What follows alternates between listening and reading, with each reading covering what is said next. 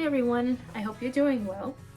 It's almost Easter and it's finally warming up outside, so I drew this little guy in my sketchbook.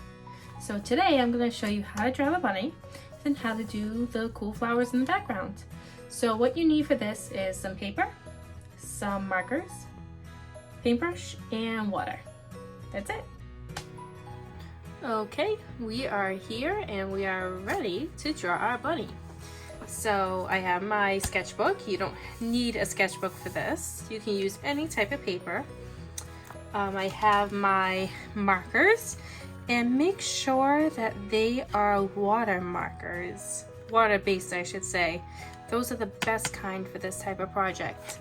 I have a little bit of water, and you'll see why in a little bit. I have a pencil because I always say draw it light until it's right. And you'll see what I mean because I will probably make a mistake. And I also have a small paintbrush, and you will see why later. It doesn't have to be a fancy paintbrush like this. I bet you could even use your fingers and it would look just as good. So let's get onto a clean page on my sketchbook. So I'm going to take my pencil and I'm going to start a little bit lower than halfway on my paper. And in the middle, I'm just going to make this large upside down kind of hill shape. Okay. And then from each side, I'm going to come out just a little bit, but not all the way in. As you can see, they're not perfectly even. That's okay. Now I'm going to draw a circle for the bunny's mouth. The bunny's nose was just kind of like this big U, a flat U shape. Then he has a regular bunny mouth that comes down and hooks up, comes down and hooks up. Now, from the circle, well, I start the circle, not in the middle, a little bit over from the middle. You're gonna come up and around for his eye. Same thing on the other side, up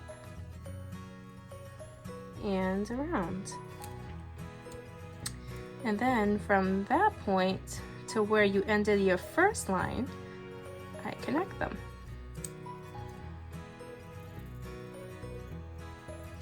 Okay, see, if you look really close, my lines aren't perfectly straight. That's okay, I'm just using the pencil. We're gonna go over them after. Then for his eyes, or her eyes, I do these large ovals. And if you notice, I like to go back and forth from one side to the other, because if I do all one side and then all the other side, it doesn't come out as even. So I do one, then I bounce over to the other side and do the same thing. So in those eyes, you're gonna want these large circles. And you want larger because when we go over it with the marker, they become much smaller. So from here, we can do some bunny ears. In my other drawing, they just went straight up. This one, maybe I'll do something fancy. Maybe I'll go up and have one kind of flop down.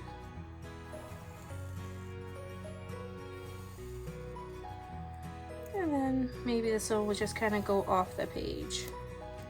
This bunny has some really long ears. Now his body is just going to go straight down. So I'm going to start below his little chubby cheeks and kind of curve down on each side. Okay. So for my first picture, if you notice, there were lines, black lines all over the bunny. You can do that, or you can leave it as a regular bunny and color him however you want. But if you want to do the lines, this is how I did them. So first, my lines were curved to kind of give the bunny more shape. Because if you draw a flat line right across, it kind of flattens his face. But if you curve them,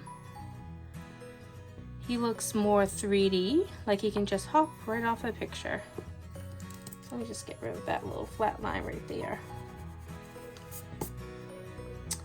And then these lines curve down. And I kind of keep them spaced further apart because remember, we're gonna go over this in marker, and marker is much thicker than pencil, so the lines will become much thicker, and if you put them too close together, they'll just be a blobby mess. So for the eyes, kind of did like a circle around and then lines around and then more lines around.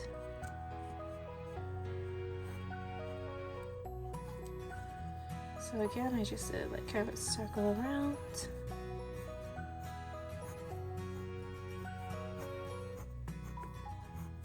And then more lines just going around his eye. And if you notice, I kind of offset the lines going out, meaning that I don't go in one straight line all the way to the edge. I kind of do like every other space to make it more interesting looking. So for, let's see, let's go to his ears. So his ears, I curved up. Since this one is going up, I'm just gonna keep making my curves all the way up.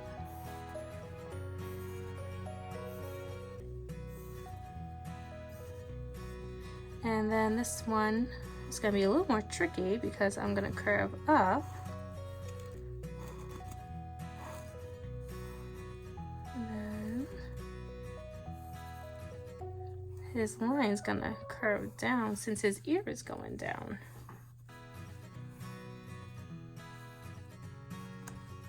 Okay. For his body, I just did very simple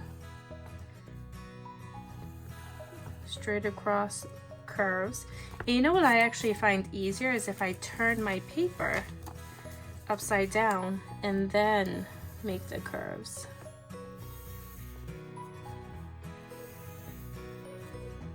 Okay. And then for his mouth, I did one more circle with lines coming from the middle. And then again, just kind of offset lines going around it. I fill in a little bit more. Just remember when you do this part, the nose and the mouth have to be much thicker to stand out. Okay? So the next thing we can do are the flowers. Now the flowers I didn't do in pencil because the colors are light and I didn't want you to see the pencil below the flowers. But if you still want to use the pencil, that's okay. I'm gonna put my pencil down and switch over to the markers. So for the flowers, I want to use springy colors. So in my mind, that was like pink, here we are, some yellow, I used some purple, I believe there's an orange flower in there, and then I did some details with blue and red. Then of course the stem was green. So almost all the colors, really. So what I did was I kind of did one color at a time. So I'm gonna start with a pink. And the flowers I drew weren't very realistic. They were just impressions of flowers. So when I think of a rose, I think of this swirly kind of pretty flower that has tight spirals all around it. And then what I did to kind of fill in the color, this is where the water and the paintbrush comes in.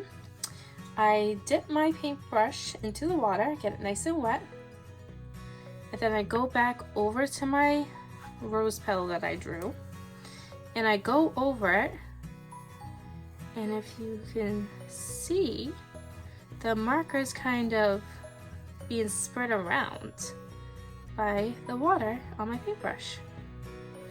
You can see there's a little pink on my paintbrush now. The swirly lines are a little bit lighter. There's like a nice light pink filling it all in. So I'm gonna do that again, but this time I'm gonna make a tulip kind of looking flower. So the tulip has these pointy kind of shapes to it. And then my tulip, I'm gonna kind of color it in just a little bit. just so I have more color to spread around. And then I'm going to take my wet paintbrush, go in, kind of paint in circles to spread that color around. And I'll actually kind of bring it outside the lines a little bit too. So when it's dry, the flowers almost look glowy.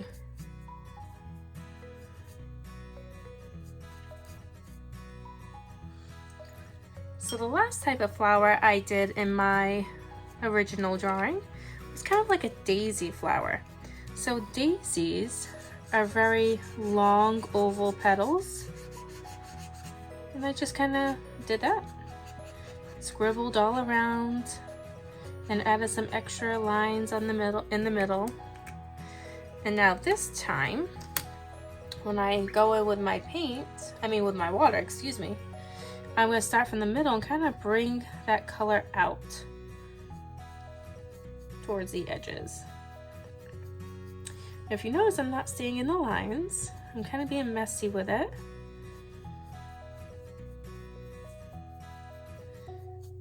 Again, so it looks like it's kind of glowing. All right. And then I just kind of repeated that process with all the colors I wanted. And I also kind of put the different types of flowers in different areas. Like I didn't put all my roses up here and all my tulips over here. So this time with my purple marker, I'm gonna go in on this side and do a rose.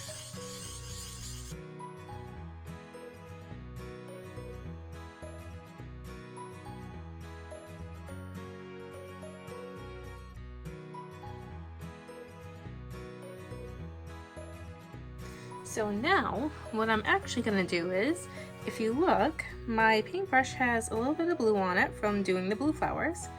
I'm actually going to go into the pink flowers and use the blue and kind of go over it a little bit to give it a little bit of highlights.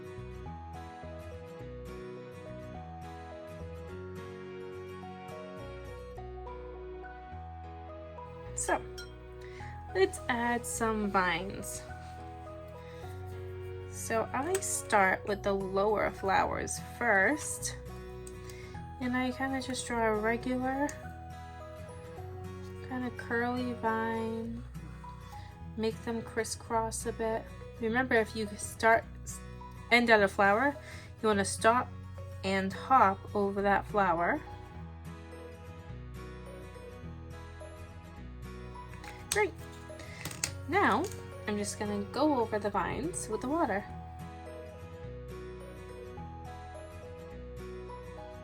So the last little touch I did to my flowers was I did go back over some of the vines to give them that hard line again.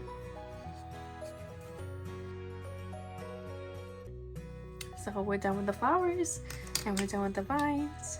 The only thing left to do is the bunny. So for the bunny, all I used was my black Crayola marker. And all I did was trace over all the lines I made.